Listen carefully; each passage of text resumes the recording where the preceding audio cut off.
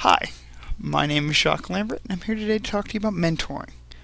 Mentoring, an idea that happens from when we're very small on into our adult lives. It's all about someone we look up to. This may be when we're very young, our older brothers, sisters, parents, coach, maybe even a teacher. When we move into our adult lives, this is generally someone of higher rank in our companies.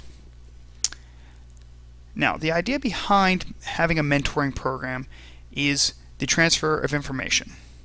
Now, this is done for a number of different reasons, but the main ideas behind it is to improve employees' career. Also, to show employees the benefits of either having a mentoring program or to seek one out. Now, mentoring as a whole has taken a rebirth. Originally, the idea of having a mentor was sought after in skilled jobs. Now, this is mainly, when I say about skilled jobs and having them, it's mainly talked about blacksmithing, stonemasonry, or textile work. This is always done because the information is transferred from one person to the next, basically from a higher rank to a lower rank. Now, this is always done because someone would always, quote-unquote, take you under their wings, where a mentor and a protege relationship was developed.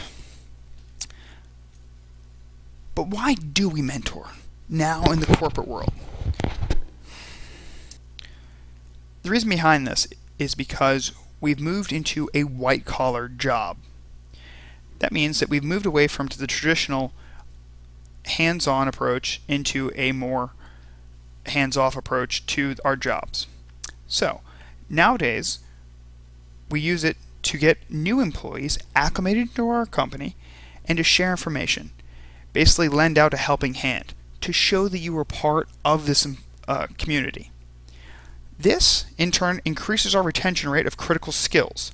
Basically, we don't have these people, after we've trained them, developed them, wander off into another company. Basically, we're developing talent and showing that this improves your career. Now, mentoring is developed into two different ways, formal and informal.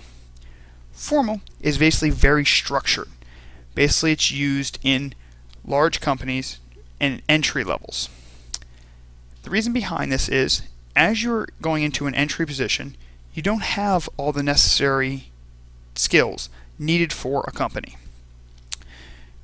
You need to have someone you can go to ask for a helping hand. Generally, this is done between a mentor and a protege, or a protege and a mentor. This may be a one-on-one guide, or it may be set up as a mentor, one person, being guidance to a group of proteges. Now, the idea behind this is organizational commitment and the idea behind lending that helping hand to your employee. Also, with a more structured organization, there are deadlines set, goals to commit. So if these goals and deadlines are not met, basically it's seen as the mentoring program was a failure. Now, with informal mentoring, this is more of a loosely structured format. Generally, it's sought after in big companies in higher management positions or smaller companies throughout. This is where the mentor-protege relationship is never structured. Basically, there's no deadlines to meet, there's no goals to acquire. Basically, it's all developed by the mentor generally seeing that this person has talent and basically guiding or help guide this person of lower rank, their protege, along in the company. Basically, they're developing talent. This development of talent is done for a number of different reasons.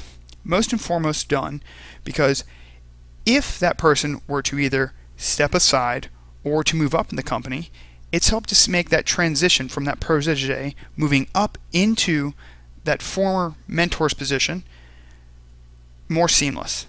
Basically, there's no gaps that are void in there, and it makes that transition much easier for the rest of the company. Also, the knowledge that is passed on in this situation is information that cannot be found in a textbook. It is real-world information and can only be learned by someone who has done it, thus reinforcing the importance between the relationship between a mentor and a protege. I believe it was Benjamin Franklin who said it best, and he said, "Tell me, and I forget. Teach me, and I may remember. Involve me, and I will learn it." This is the idea behind mentoring, involving someone so they remember it.